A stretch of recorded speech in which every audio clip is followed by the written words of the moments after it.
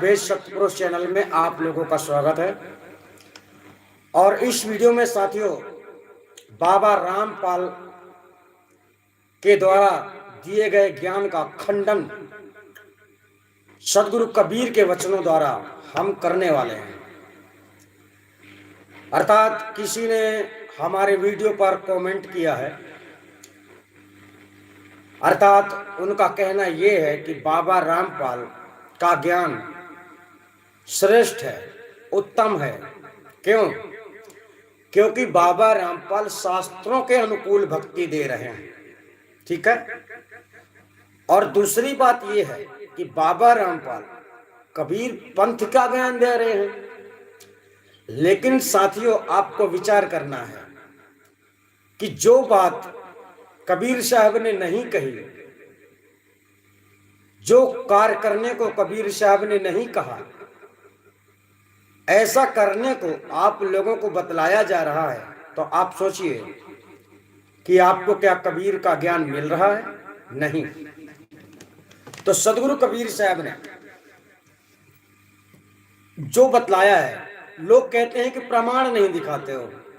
अर्थात बाबा रामपाल के ज्ञान को लोग पुस्तकों से प्रमाण दिखाकर साबित करने का प्रयास करते हैं कि बाबा रामपाल सच्चे हैं। क्यों? क्योंकि शास्त्रों के अनुकूल भक्ति दे रहे हैं। इसलिए बाबा रामपाल के जैसा कोई गुरु नहीं है। हमें एक वाणी भी प्रस्तुत की गई है कमेंट के जरिए। इस वाणी का अर्थ उन्हीं बाबा रामपाल के चेलों से आपको पूछना है। क्योंकि सदगुरु कबीर साहब कहते हैं, कहता कहता सब मिले, गहता मिले न कोई। कहें कबीर सो जान दे जो ना कहता हो। लोग श्लोक बोल देते हैं, लोग मंत्र बोल देते हैं, लोग शब्द बोल देते हैं, लेकिन उसका अर्थ नहीं जानते। तो शब्द में अर्थ परमात्मा का, शब्द में जब वास्तविक अर्थ आप निकाल पाते हैं या फिर आप जानते हैं, तो यानी आप परमात्मा को पहचानने की क्षमता रखते हैं। शब्द में अर्थ पदार्थ, पद में स्वर में राग समाया, राग सुनाया, तिल में तेल, काष्ठ में अग्नि, जप तप माही समाया। कौन? वह महाचेतन सत्य पुरुष परमात्मा जो सर्वव्यापी है, सब में समावेश है, सबसे परे भी है, सबसे अलग भी है और सब में भी है। यानी ना वो बंधन में है और ना वो मुक्त है। तो बाबा रामपाल के शिष्यों ने जो हमसे लड़ाई ठानी है, तो हम उन्हें बतलाना चाहते हैं कि कबीर के पंथ में आना भी बड़ा मुश्किल है, चल पाना तो और भी मुश्किल है। ये तो नौटंकी करने वाले, ड्रामा करने वाले, पाखंड फैलाने वाले लोग जो कबीर का नाम लेकर तुमको गुमराह कर देते हैं और तुम्हें लगता है हम कबीर जी की भक्ति कर रहे हैं, कबीर के बताए मार्ग पे चल रहे हैं। तो कबीर साहब का ज्ञान बहुत सरल भी है और बहुत कठिन है।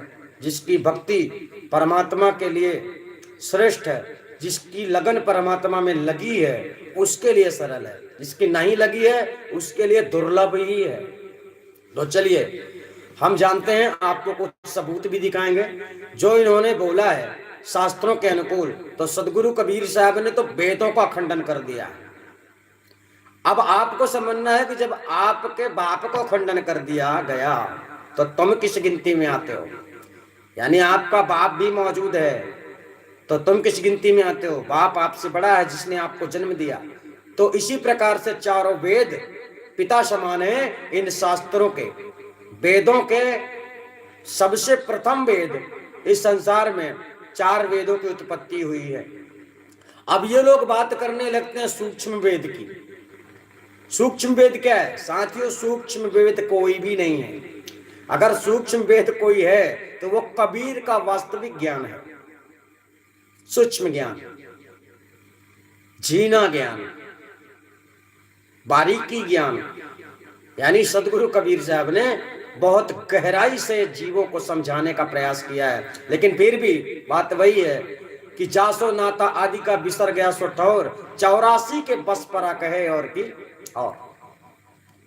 तो आपको भ्रम से मुक्त होना है अगर, तो इस वीडियो को देखना है और दिखाना है उन बाबा रामपाल के शिष्यों को जो अपनी जिद में आपको अनर्गल वाणियां बोलकर आपको फेल कर देते हैं और ये बड़े बन जाते हैं। ये बड़े नहीं हैं, इनकी तो कोई गिनती ही नहीं है कबीर पंथ में। सत साहब का नाम है केवल, ये केवल सत साहब बोलते हैं, सत साहब को जानते नहीं है, सत साहब को मानते नहीं है। क्योंकि जब जानोगे नहीं और जाने बिना आप मान रहे हो तो कोई मतलब नहीं है ना। इस संसार में यही हो रहा है, लोग जिसे जानते नहीं है सिर्फ उसे मान लेते हैं। ठीक है, तो चलिए सच्चाई को जानते हैं। हम आपको दिखाने का प्रयास करेंगे वाणी में।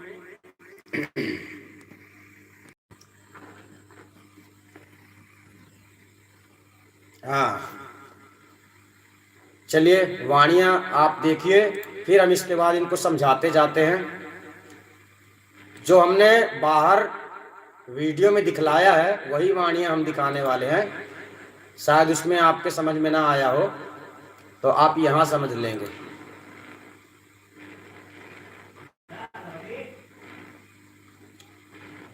सतनाम सतनाम सतनाम, ये वाणी आपको देखना है। तीसर ब्रह्मादिक सब है, यहां पर ध्यान रखना, केवल प्रमाणित करने के लिए ये वाणियां पेश की जा रही हैं। ये सदगुरु कबीर साहब के बीजक में पाया जाता है जो आप लोगों को असलियत बतलाता है। देखिए आप पढ़ सकते हैं, तीसर ब्रह्मादिक सब पंडित बूढ़े धाय। ध्यान रखना, बूढ़ने का मतलब जो संसार में भक्ति का मार्ग बताते बताते, भक्ति के मार्ग में चलते चलते आखिर में अंत में क्या हो गया इनके साथ, ये बूढ़ गए, भवसागर में डूब गए। ठीक है, तीसर ब्रह्मादिक सब पंडित बूढ़े धाय, आप यहां देखिए पढ़ भी सकते हैं। और कर्म उपासना प्रचार करी सब जग दीन जराए। समझना, ये सदगुरु कबीर साहब कह रहे हैं, कर्म उस उपासना प्रचार करी सब जग दीन जराए, मतलब सारे संसार को भ्रमित कर दिया, सारे संसार को धोखे में रखा।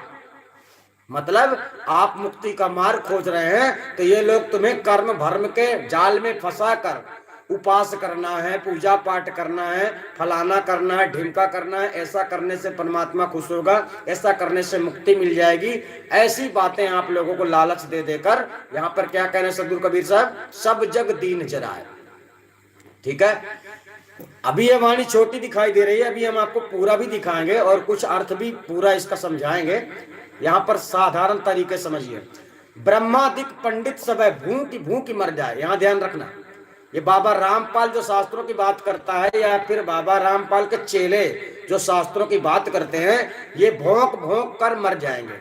जैसे साहब ने कहा, कुंकुर जो भूकत फिरे, कुंकुर जो भौंकत फिरे सुनी सुनाई बात। तो यहाँ समझिए ब्रह्मादिक पंडित सब है। ब्रह्मादिक बोले तो जो वेदों का ज्ञाता है, और पंडित सब है जो लोग आजकल उनकी, ये जो रामपाल है ना, इसको पंडित कहना चाहिए, ये शास्त्रों के अनुकूल भक्ति बतलाता है।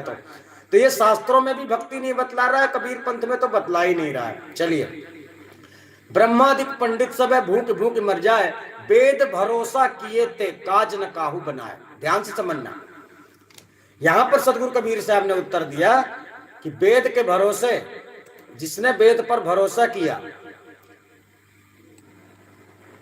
वेद भरोसे किए थे काज न काहू बना, यानी जिसने, यानी आप लोगों ने वेद शास्त्रों पर भरोसा किया है, जिन लोगों ने आपको भरोसा दिलाया है, यानी कबीर पंथ को छोड़कर, ये जो शास्त्रों की भक्ति वाली बात है, तो ये पंडितों का काम है, ये ब्राह्मणों का काम है।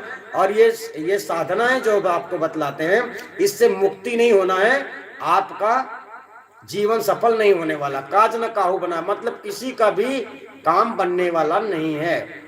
ठीक है, अब चलते हैं दूसरी वाणी पर। साथियों ध्यान रखना है, हाँ, ये वाणी तो हो गई, दूसरी वाणी हम आपको दिखला देते हैं, फिर इसका सार भी अच्छे से समझाने का प्रयास करेंगे। अब आपको यहां पर देखना है थोड़ा सा, ये है कबीर बीजक, 58 नंबर पेज है, इसका ध्यान रखना। ये लिखो, यहां पर देखो, जाका गुरु है आंध्रा चेला कहा कराए, यानी हम जितनी बातें दर्शाते हैं आपको सच दर्शाते हैं। अब बात यह है कि आप समझ नहीं पाते हैं। अब आप यहां पर देखेंगे, थोड़ा हम और जूम कर देते हैं। अब आप यहां देखेंगे रामायणी नंबर 15, यहां पर देखिए रामायणी नंबर 15, बोनई बदरिया परिगो संजा अगुआ भूला बनखंड मंजा। यानी कबीर की वाणी साथियों सबके समझ में जल्दी नहीं आती है। यहाँ पर शब्द आया है साकी है, फुलवा भार ना ले सके कह सकियन सो रोए, ज्यो ज्यो भींजे कामरी त्यों तो भारी होए। अब यहाँ पर आपको समझना है, ये जो शब्द है ये किस बारे में जानकारी दे रहा है? अज्ञान, अंधकार और कर्मों का भार। यानी मनुष्य के जीवन में ज्ञान का कमी पड़ जाने के कारण आपके जीवन में ज्ञान रूपी अंधकार आपको कर्मों के भार में दबा कर रखता है और आप उसी कर्मों के भार में दबकर मर जाते हैं, यानी कि आपकी मुक्ति नहीं होती है। चलिए एक शब्द और विशेष रूप समझते हैं। ये वाणी हम आपको दिखाना चाहते थे, रामायणी नंबर 15 का अनुवाद है, इसके कई पन्ने हैं, लेकिन हम आपको मुख्य रूप से समझाएंगे जो सही है। ठीक है, इस वाणी को हम आपको पूरा समझाने का प्रयास करेंगे। इसको, ये उसी रामायणी का, आपको कम दिखता होगा, ये आ गया, उसी रामायणी का ये शब्द है, ये शब्द है। आप अच्छे से पढ़ सकते हैं, नोट भी कर सकते हैं। देखिए, ये सदगुरु कबीर साहब कह रहे हैं कि आप लोगों को वेद शास्त्र आदि में नहीं पढ़ना, और बाबा रामपाल का कहना है कि आपको शास्त्रों के अनुसार भक्ति करना है, नहीं तो पाप से मुक्त नहीं होगे, बंधन से मुक्त नहीं होगे। तो यहाँ सदगुरु कबीर साहब सच्चे हैं या फिर बाबा रामपाल सच्चे हैं, ये आप लोगों को विचार करना है। तो ये शब्द क्या कह रहा है? उठी भरम की बादरी परि गयो जम दियार, अगुआ ब्रह्मा भूलिया बानी वेद मजार। यानी वेद शास्त्र को रखने वाला ब्रह्मा ही भूल गया कि मुक्ति का भेद क्या है, रहस्य क्या है, कैसे मुक्ति मिलेगी, यानी उन्होंने भी नहीं जाना। फिर आज शब्द कहता है, अंते पिया बताइया अंतरा यह जीव, चार वेद सिर पर धरे युक्ति सबन मिल की। चार वेद सिर पर धरे, यहाँ पर आपको यह समझना है कि सदगुरु कबीर साहब कह रहे हैं कि चार वेद को अपने माथे में रख लिया कि इसी से सब कुछ होने वाला है, इसी से मुक्ति मिलने वाली है, और उन्होंने नाना प्रकार की भ्रांतियां फैला दी। चलिए अब अर्थ जानना है कि भ्रांतियां क्या फैलाई हैं, ये आपको समझना है। थोड़ा और छोटा कर देते हैं,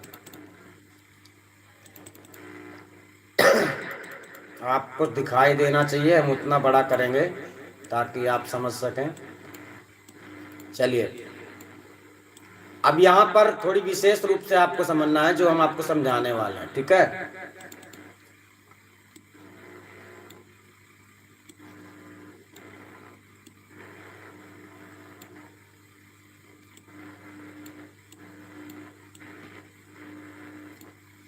आप लाइन पे रहेंगे, आपको हम जिसका विशेष रूप से अनुवाद समझाने वाले हैं वो चैप्टर हम ढूंढ लें। शायद यह है, यह नहीं है, ये लास्ट, हाँ यही है लगभग। आप लाइन पे आएंगे, हाँ यहाँ पर देखना है, उसी का यहाँ पर अनुवाद बताया गया है। यानी कि कुछ गहराई से आपको समझना है कि जितने कारनामे बाबा रामपाल के हैं या कि इनके चेले जो कर रहे हैं, ये सब गलत है या सही है। आप ये भी देख सकते हैं, 62 नंबर पेज है, कबीर बीजक है, और आप कागज भी देख सकते हैं कि कितना पुराना है। आपको ये नहीं समझ लेना है कि ये नया कोई बीजक है, ऐसा नहीं है। ये बीजक आपको कहीं नहीं मिलेगा, अगर मिलेगा तो कबीर गुरु ज्ञान चैनल में मिलेगा। ठीक है, तो यहां पर देखिए, अब यहां कर्म कांडों के बारे में सदगुरु कबीर साहब समझाते हैं कि कैसे कैसे शास्त्रों के अनुसार देने वाली भक्ति जो बेकार है, ऐसी भक्ति संसार में लोग कर रहे हैं, अर्थात वेद शास्त्रों के माध्यम से की गई भक्ति मुक्ति का आधार नहीं है। ठीक है। कर्म कांड देखना, मार्गी गुरु स्वयं नाना प्रकार की भ्रामिक आवश्यक असत्य, ध्यान रखना, असत्य वाणियों के जंगल में भटकता फिरता है। कर्मकांडी गुरु, बाबा रामपाल कौन सा गुरु है? कर्मकांडी गुरु, ध्यान रखना,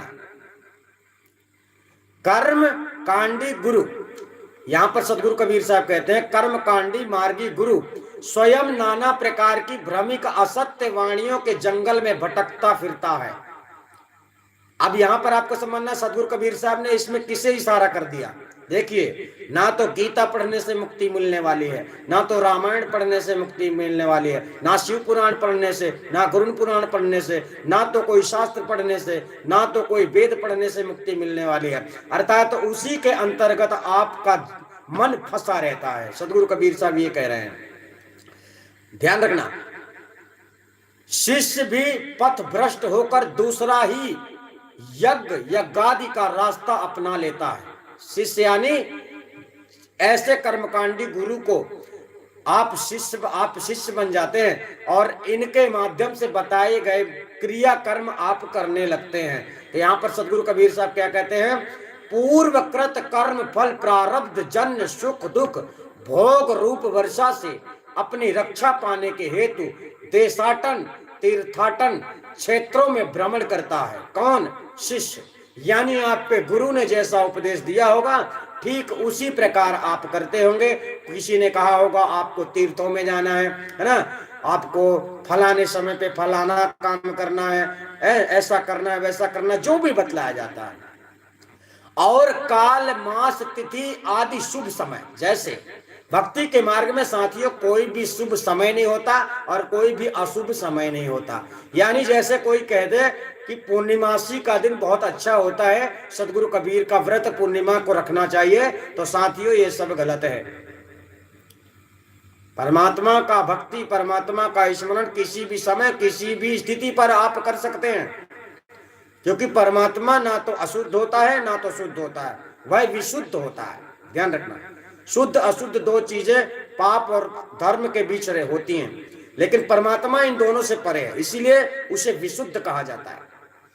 ठीक है। ध्यान रखना कि पाखंड क्या क्या है। तथा द्रव्य घृत यव तिल गुण मिश्रित शुद्ध हवन सामग्री और क्रिया मंत्रोच्चारण पूर्वक अग्नि में आहुति डालना रूप 4 साधन संयुक्त यज्ञ कर्म रूप चौगुनी कंबल अपने सिर पर धर कर कर्मकांडी पथ पर चलने लगता है। यानी कहने का तात्पर्य है, ये उस शब्द का अर्थ बतलाया जा रहा है कि हाँ, पहले हम समझा देते हैं।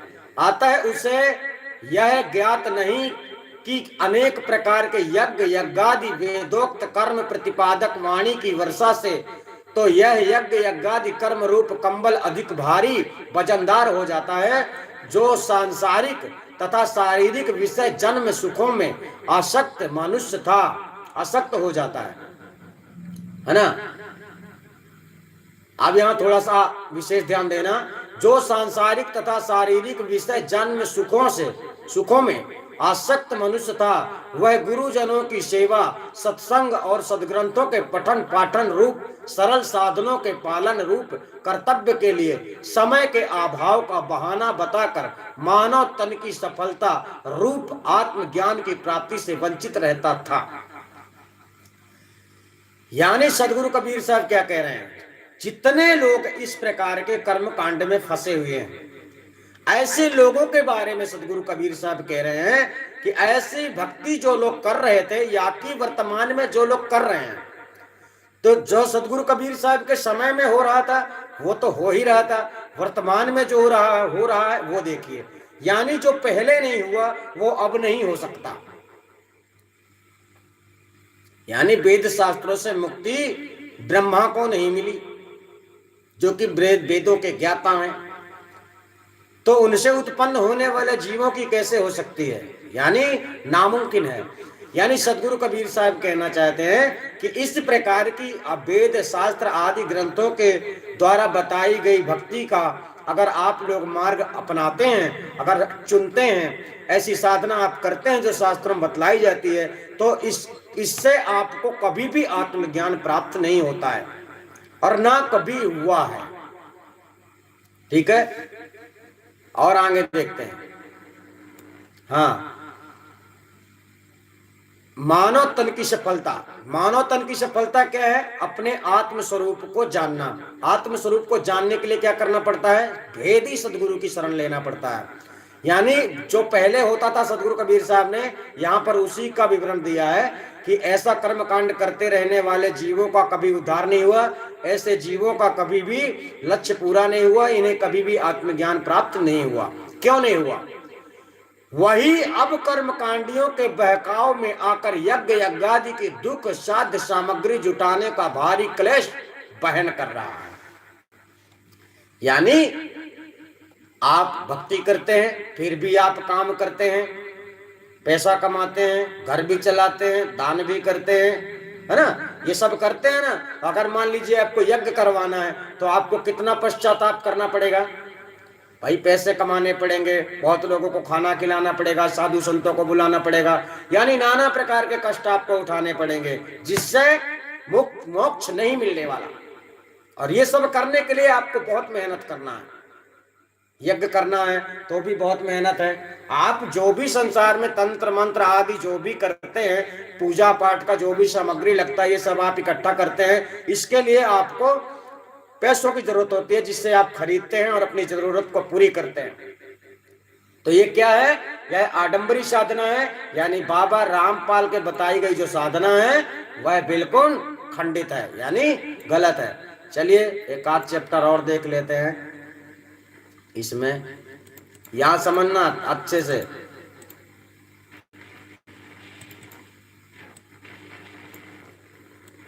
बड़ा क्यों नहीं हो रहा? ये लो, चलिए यहां पर देखो, ये ब्रह्मा जी को कहा गया, कहा लो कहो युगन की बाता, भूले ब्रह्म न चीन्हे त्राता। यानी आप लोग तो क्या चीज है? जिसने वेदों का बखान किया है, जिसने वेदों का निर्माण किया है, जिसने वेदों को ठीक से जाना है, उनको भी सदगुरु कबीर साहब यहां पर कह रहे हैं, भूले ब्रह्म न चीन्हे त्राता।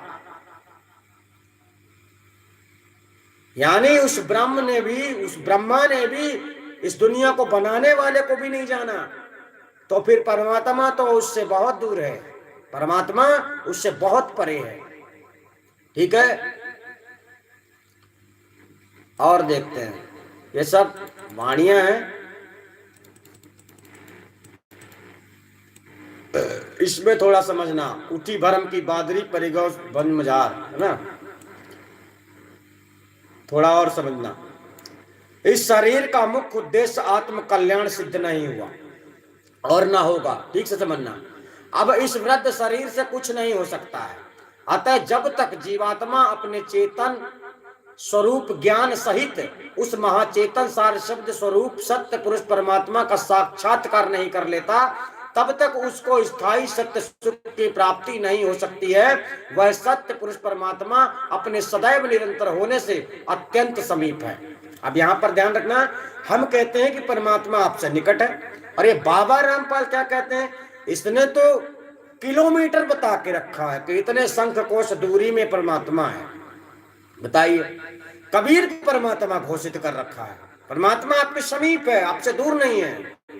इसीलिए बारंबार सदगुरु कह रहे हैं, लेकिन नहीं, अगर आपको स्वीकार नहीं है तो हम कर क्या सकते हैं, कह सकते हैं, लेकिन ये सदगुरु कबीर साहब कह रहे हैं। ठीक है, क्या कह रहे हैं?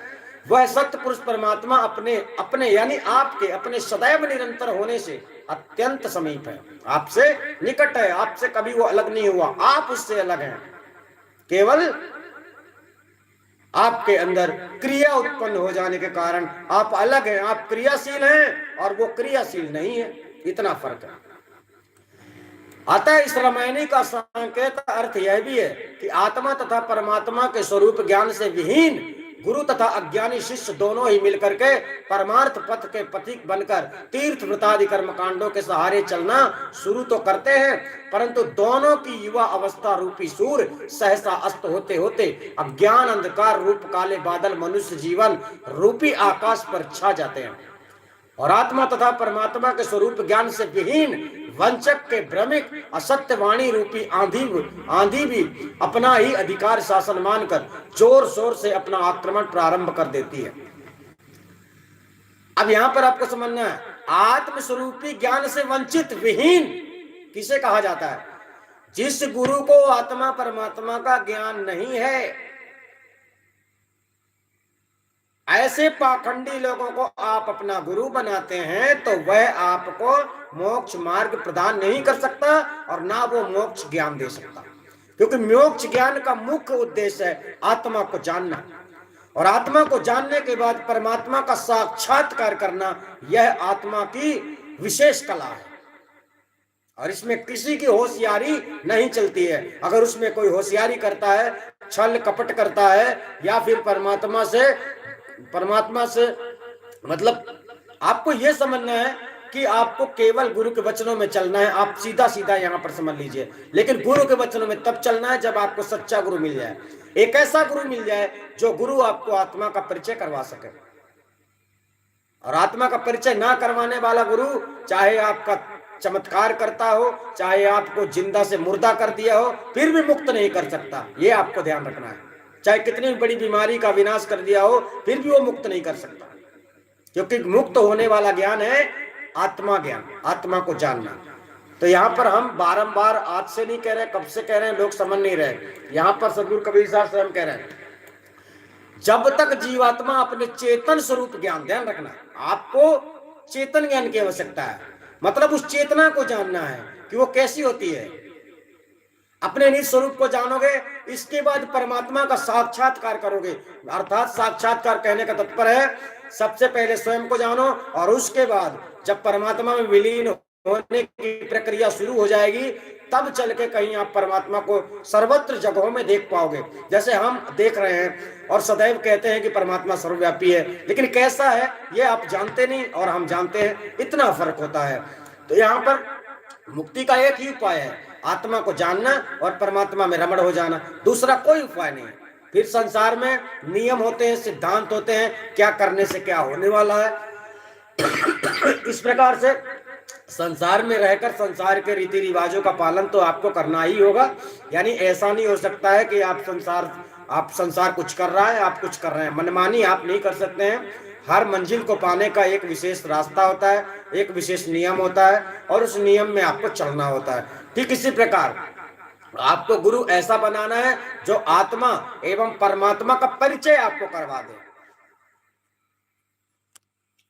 ठीक है, हमने खिलाने का प्रयास इसलिए किया ताकि आप समझ सकें सच्चाई क्या है। ये कहते हैं कि बाबा रामपाल शास्त्रों की भक्ति देते हैं।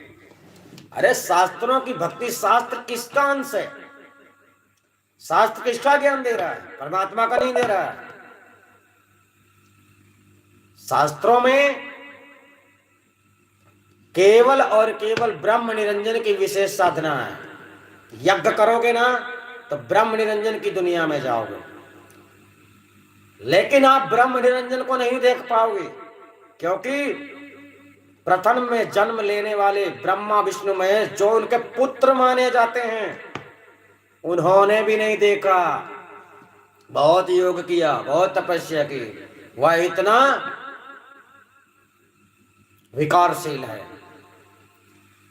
आपके अंदर कितना विकार है, वो तो आपसे भी बड़ा विकार है। आपके अंदर घमंड है इस बात का कि मैं उसे वशीभूत कर सकता हूं, मैं उससे बुला सकता हूं। किसी ने गा दिया है, भगत के बस में है भगवान। तुम्हारे बस में तुम्हारे परिवार नहीं होंगे, ये ध्यान रखना। भगत के बस में भगवान, जो दुनिया को चला रहा है वो तुम्हारे कीड़े मकोड़ों की बस में आएगा, उसे तुम्हारी कोई बात ही समझ में नहीं आती, ये ध्यान रखो। ठीक है, केवल मनुष्य ही इतना अज्ञान, यानी ज्ञान होना चाहिए मनुष्य को, लेकिन मनुष्य पशु से भी ज्यादा मतलब वर्तमान में आचरण रख रहा है, ऐसे क्रियाकलाप कर रहा है। जैसे पागलों की तरह। जैसे आप जो कुछ कर रहे हैं भक्ति के मार्ग में, हम ये नहीं कहें कि मत करो, लेकिन हमें ऐसा लगता है और सदगुरु कबीर साहब के संदेश के अनुसार ऐसा लगता है कि आप लोग बिल्कुल पागल हो, ऐसी विचित्र क्रियाएं कर रहे हो जिसे कहते हैं दिखावा। और संसार में वही चल रहा है, और आपको दिखावे से बाहर निकलना है। और दिखावे से बाहर आप जब तक नहीं निकलेंगे तब तक आपके अंदर चेतना जागृत नहीं होगी। ठीक है, अर्थात आपको जानना है, हमने एक वाणी बतलाई थी जो कि उन्होंने बतलाया है कि सिद्ध तारे पिंड आपनो और साधु तारे खंड, है ना, और सदगुरु सोई जानिए जो तारे ब्रह्मांड। ये वाणी कबीर वीर की नहीं है। दूसरी बात, इसका अर्थ पूछना, पता तो हमें है, हम बता भी सकते हैं, हर शब्द का अर्थ बता सकते हैं, क्योंकि हिंदी के लिए तो हम सब कुछ बनकर बैठे हुए हैं। हिंदी का हर वर्ड का अर्थ हम बता सकते हैं और बताएंगे भी। लेकिन ये बताना, ये पूछना उनसे है जो बाबा रामपाल के चेले हैं, क्योंकि ये बाबा रामपाल का चेला ही ऐसा कमेंट कर सकता है। और हमें बतलाने का प्रयास कर रहे हैं कि संत रामपाल सच्चे गुरु हैं, मतलब कबीर साहब झूठे गुरु। बाबा रामपाल ऐसे ही जेल में नहीं है, समाज नीति का उल्लंघन किया, यह भी दोष उसके ऊपर है। राजनीति का उल्लंघन किया, यह भी दोष उसके ऊपर है। समाज नीति, राजनीति, धर्म नीति का उल्लंघन किया, इसलिए वो जेल में है। तो आपके समझ में नहीं आता है। हम कब से कह रहे हैं कि संसार में ऐसा कोई नहीं है जिसे बिना गुनाह किए सजा मिल सकते। बस फर्क ये होता है कि आप अपना गुनाह कबूल कर लो, पहले गुनाहों को जान लो। तुम्हें पता भी नहीं है कि तुम कितने फंदे में फंसे हुए हो, थोड़ा सा नजर हटी दुर्घटना घटी। समझे? तुम्हें गलत सही का ज्ञान नहीं है, तुम कितना गलत कर चुके हो ये तुमसे ज्यादा कोई नहीं जानता। जानत कौन? पराए मन की जौहर की गति जौहर जाने, लागत चोट सरासर गन की। आप हमारे मन की नहीं जानते और हम आपके मन की नहीं जानते। लेकिन जब मुठभेड़ होता है, जैसे बाबा रामपाल तो जेल में ही है, लेकिन अगर वो होते तो हमारे बारे में कुछ ना कुछ बोलते। तो अब वो तो है नहीं, वो तो आएंगे भी नहीं।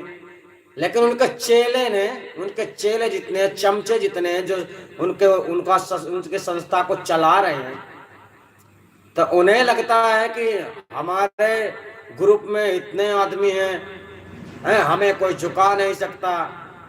अरे सत्य का प्रकाश वो होता है कि तुम्हें झुकाने का तो क्या, तुम्हें उड़ा भी दिया जाएगा। यानी सत्य के सामने कोई नहीं टिकता है। सिर्फ जीव जाग जाए, सिर्फ जीव समझ जाए, फिर झूठ बोलने वाले की कहाँ स्थान होता है? बताइए, कहाँ होता है? झूठ बोलने वाले का स्थान कहाँ है? वो मैदान में आएगा। झूठ बोलना, चोरी करना, छल कपट करना, अत्याचार करना, भ्रष्टाचार करना, ऐसा कर्म करने वाले लोग सामने आएंगे? नहीं। तो वो मूर्ख होते हैं जो जाने बिना ही किसी बात को कहते हैं। हम शुरू से लेकर आज तक जो सत्संग कर रहे हैं, बिना प्रमाण के नहीं कर रहे। हम तो उसका भी प्रमाण रखते हैं जिसकी तुम कल्पना भी नहीं कर सकते। जानने की तो विषय ही छोड़ दो, जिसे खोज खोज कर संसार मर गया और मर जाएंगे खोजने वाले, हम तो उसका भी प्रमाण रखते हैं। किताबें तो अलग चीजें हैं, किताबों से केवल आपको हम प्रमाण दे रहे हैं कि देख लीजिए कबीर साहब ने क्या कहा है और तुम क्या कह रहे हो। ठीक है, तो ये बाबा रामपाल जो है एक नंबर का ढोंगी है। ठीक है, और ढोंगी केवल वही नहीं है, ऐसे सभी गुरु ढोंगी हैं जो परमात्मा को नहीं जानते, केवल परमात्मा की चर्चा करते हैं, बात करते हैं, मरने के बाद मिलेंगे ऐसा बोलते हैं। ऐसे लोग वो सभी ढोंगी हैं, एक नहीं। और हमारा किसी को दोष लगाना नहीं उद्देश्य है, केवल सत्य को सामने लाना हमारा उद्देश्य है। ठीक है, किसी को नीचा दिखाना नहीं। तो आप लोग समझ गए होंगे। बाबा रामपाल के सभी शिष्यों तक ये वीडियो को पहुंचाने का प्रयास करें, ताकि शायद कोई समझ पाए और अपने जीवन का कल्याण हेतु जाग जाए और अंधकार से प्रकाश में आ जाए। ठीक है, तो आदि अनादि में जुड़ने के लिए एक आसान सुविधा भी है। आप घर बैठे जुड़ सकते हैं। अगर आप कभी आदि अनादि मुक्ति पर नहीं आ सकते तो भी आपको ज्ञान की प्राप्ति होगी। बस आपके अंदर लगन होनी चाहिए, आपके अंदर योग्यता होनी चाहिए, मतलब आपको मेहनत करना पड़ेगा। ठीक है, मेहनत करने का मतलब है आदि अनादि मुक्ति पंथ के बनाए सिद्धांतों में चलने का जो नियम वो। ठीक है, तो आप सभी समझ गए होंगे। हमने इस वीडियो में जो बतलाने का प्रयास किया, हम आपसे फिर मिलेंगे। तब तक के लिए धन्यवाद। आप सभी अपना ख्याल रखें।